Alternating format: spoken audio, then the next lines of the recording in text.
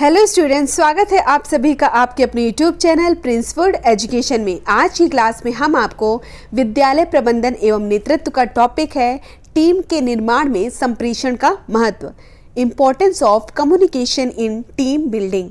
संप्रेषण के अर्थ के बारे में बात करते हैं और उसकी परिभाषाओं के बारे में बात करते हैं। संप्रेषण शिक्षा की रीढ़ की हड्डी है। इसमें ये बताया गया है कि शिक्षा की जो रीढ़ की हड्डी है वो कौन है? संप्रेषण, मतलब कम्युनिकेशन जो है वो शिक्षा की रीढ़ की हड्डी है। बिना संप्रेषण के शिक्षा और शिक्षण दोनों की कल्पना नहीं की जा सकती है। पहले पॉइंट में यही बताया गया है कि जो संप्रेषण है वो शिक्षा की रीढ़ की हड्डी है। बिना संप्रेषण के शिक्षा और शिक्षण दोनों की ही कल्पना नहीं की जा सकती है। सेकंड पॉइंट क्या है कि संप्रेषण शब्द अंग्रेजी के कम्युनिकेशन का हिंदी पर्यायवाची शब्द है और इस शब्द की जो उत्पत्ति हुई है वो लैटिन भाषा के शब्द कम्युनिस से मानी जाती है। ठीक है, सबसे पहले कि शिक्षा की रीढ़ की हड्डी के रूप में किसको जानते हैं? संप्रेषण को जानते हैं। और बिना संप्रेषण के शिक्षा और शिक्षण दोनों की ही कल्पना नहीं की जा सकती है। संप्रेषण शब्द जो है वो अंग्रेजी के कम्युनिकेशन का हिंदी पर्यायवाची शब्द है और इस शब्द की जो उत्पत्ति हुई है वो किससे हुई है? कम्युनिकेशन शब्द की उत्पत्ति किससे हुई है? लैटिन भाषा के शब्द कम्युनिस से मानी जाती है।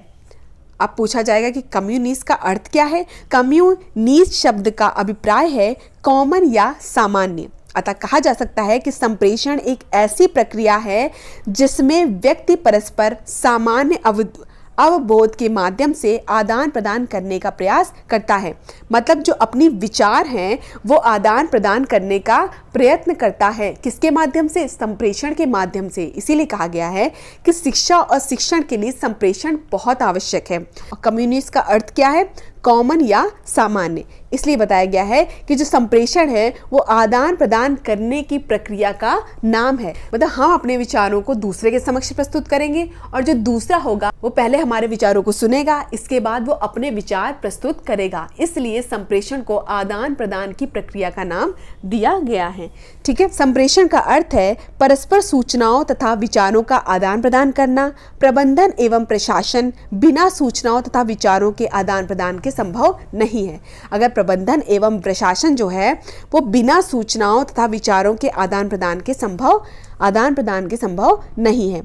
अतः कहा जा सकता है कि संप्रेषण एक ऐसी प्रक्रिया है जिसमें व्यक्ति अपने ज्ञान, हाव भाव, मुख मुद्रा तथा विचारों आदि का परस्पर आदान प्रदान करते हैं तथा इस प्रकार से प्राप्त विचारों तथा संदेशों को समान तथा सही अर्थों में समझने और प्रेषण करने में उपयोग करते हैं।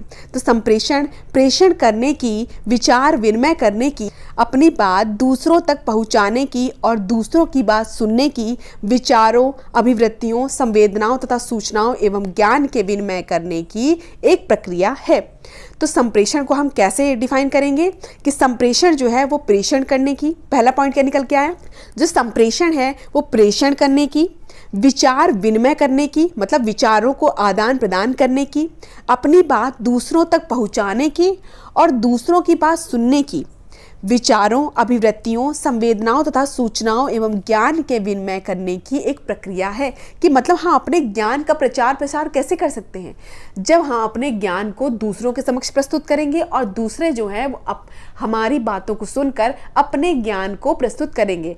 तो जो संप्रेषण है वो क्या है? किस प्रक्रिया का नाम है? आदान प्रदान करने की प्रक्रिया का नाम है, विचार विनिमय करने की प्रक्रिया है। हम अपने विचारों को दूसरे के समक्ष प्रस्तुत करते हैं और दूसरा जो है अपने विचारों को हमारे समक्ष प्रस्तुत करता है। अब बात करते हैं इसकी परिभाषाओं के बारे में कि एंडरसन के अनुसार क्या कहा गया है कि संप्रेषण एक गत्यात्मक प्रक्रिया है जिसमें व्यक्ति चेतनतया अथवा अचेतनतया दूसरों के संज्ञानात्मक ढांचों को सांकेतिक हाव भाव आदि रूप में उपकरणों या साधनों द्वारा प्रभावित करता है। संप्रेषण की परिभाषा देते हुए लीगन्स कहते हैं कि संप्रेषण वह प्रक्रिया है जिसके द्वारा दो या दो से अधिक लोग, सबसे बहुत अच्छी डेफिनेशन दी है लीगन्स ने कहा है कि संप्रेषण वह प्रक्रिया है जिसके द्वारा दो या दो से अधिक लोग विचारों, तथ्यों, भावनाओं तथा प्रभावों आदि का इस प्रकार विनिमय करते हैं कि सभी लोग प्राप्त संदेशों को समझ जाते हैं।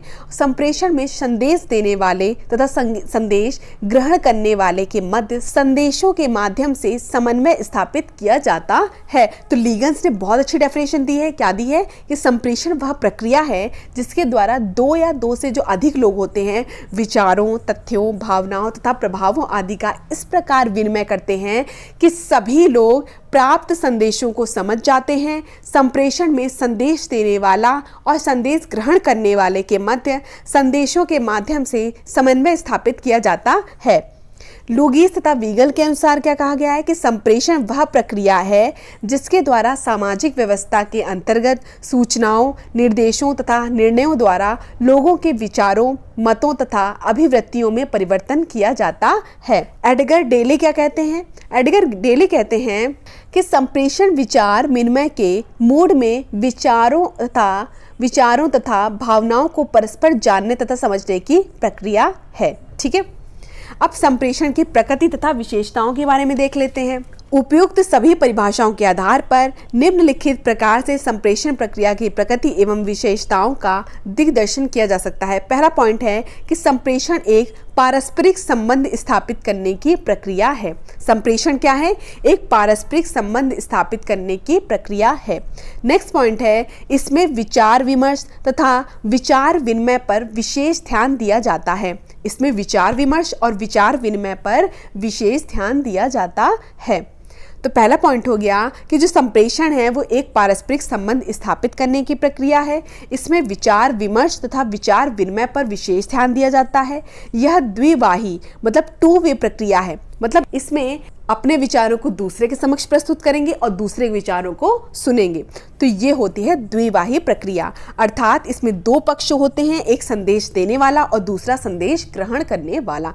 मतलब मैं अपने संदेश को दूसरे को दूंगी और दूसरा उस संदेश को ग्रहण करेगा और फिर वो अपना कुछ जो संदेश होगा अपना संदेश पहले वाले को देगा। तो इसमें दो पक्ष का होना बहुत जरूरी है, इसीलिए बोला गया है ये टू वे प्रक्रिया है। नेक्स्ट है, संप्रेषण प्रक्रिया एक उद्देश्य युक्त प्रक्रिया होती है। मतलब संप्रेषण के माध्यम से हम अपने ज्ञान का प्रसार करने की कोशिश करते हैं। तो एक उद्देश्य प्रक्रिया होती है कि हमें किसी बात करनी है, किसी टॉपिक पे कोई बात करनी है। संप्रेषण क्या है? एक उद्देश्य युक्त प्रक्रिया होती है। नेक्स्ट पॉइंट है, संप्रेषण में मनोवैज्ञानिक सामाजिक पक्ष जैसे विचार, संवेदनाएं, भावनाएं तथा संवेग समावेशित होते हैं।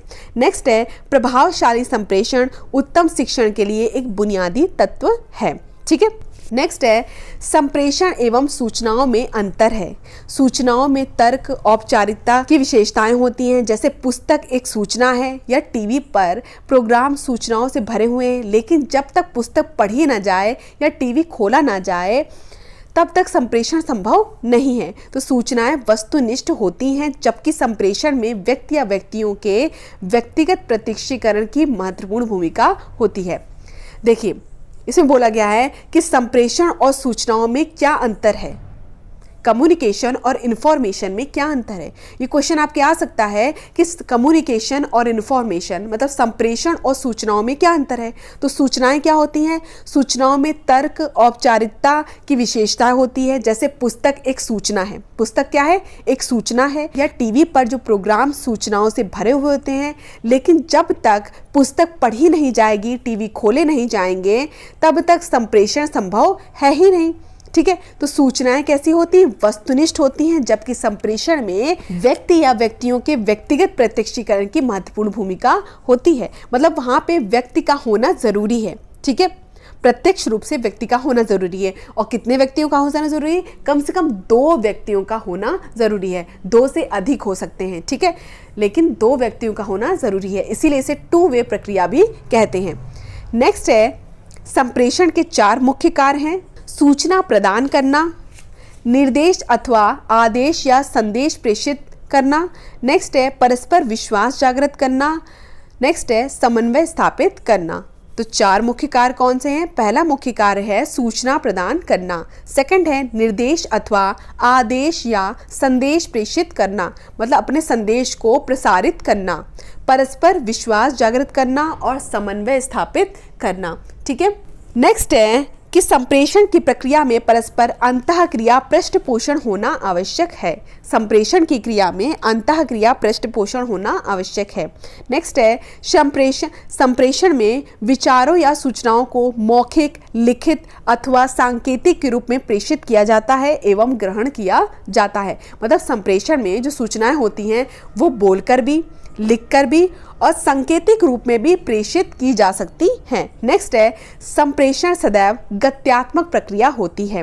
कैसी होती है? डायनेमिक प्रक्रिया होती है। संप्रेषण की उपयुक्त परिभाषाओं एवं विशेषताओं तथा प्रकृति के आधार पर कहा जा सकता है कि संप्रेषण एक गत्यात्मक, उद्देश्यपूर्ण, मतलब एक डेफिनेशन देनी हो अगर आपको तो आप कैसे दे सकते हैं? संप्रेषण एक गत्यात्मक, उद्देश्यपूर्ण, द्विध्रुवी मतलब टू वे प्रक्रिया है जिसमें संप्रेषण सामग्री संप्रेषण करने वाला तथा संप्रेषण ग्रहण करने वाला होता है। इसमें सूचनाओं तथा विचारों का संप्रेषण एवं ग्रहण लिखित, मौखिक तथा संकेतों के माध्यम से होता है। इतनी सारी विशेषताएं मैंने आपको बताई। अगर आप एक डेफिनेशन याद कर लेंगे तो आप सारी विशेषताओं को बना सकते हैं खुद, ठीक है। और संप्रेषण में विचारों को बोलकर, लिखकर, सांकेतिक भाव से प्रेषित किया जाता है, मतलब उसका प्रसार किया जाता है और ग्रहण भी किया जाता है और यह एक गत्यात्मक प्रक्रिया भी है। डेफिनेशन हमने ये बताया कि संप्रेषण एक गत्यात्मक, उद्देश्यपूर्ण, द्विध्रुवी प्रक्रिया है जिसमें संप्रेषण सामग्री संप्रेषण करने वाला तथा संप्रेषण ग्रहण करने वाला होता है। क्या क्या होता है इसमें? संप्रेषण एक गत्यात्मक, उद्देश्यपूर्ण और टू वे मतलब द्विध्रुवी प्रक्रिया है जिसमें दो पक्ष होते हैं। इसमें क्या क्या होता है? संप्रेषण सामग्री होती है, संप्रेषण करने वाला होता है, संप्रेषण ग्रहण करने वाला होता है, ठीक है। तीन चीजें हो गई, संप्रेषण सामग्री हो गई, संप्रेषण करने वाला हो गया और संप्रेषण ग्रहण करने वाला हो गया। इसमें सूचनाओं तथा विचारों का संप्रेषण एवं ग्रहण जो है वो लिखित, मौखिक तथा संकेतों के माध्यम से होता है। तो आज की क्लास में हमने अर्थ और परिभाषाएं पढ़ी, प्रकृति एवं विशेषताएं भी पढ़ी, ठीक है, डेफिनेशन भी पढ़ी, ठीक है। नेक्स्ट क्लास में हम नेक्स्ट टॉपिक कराएंगे। बीएड एनसीटेट की सभी क्लासेस देखने के लिए डिस्क्रिप्शन में लिंक दिया गया है, वहां से जाकर आप देख सकते हैं। पीडीएफ के लिए आप हमारे टेलीग्राम चैनल को ज्वाइन कर सकते हैं जिसका लिंक भी डिस्क्रिप्शन बॉक्स में दिया गया है। धन्यवाद, मिलते हैं अपनी नेक्स्ट क्लास में।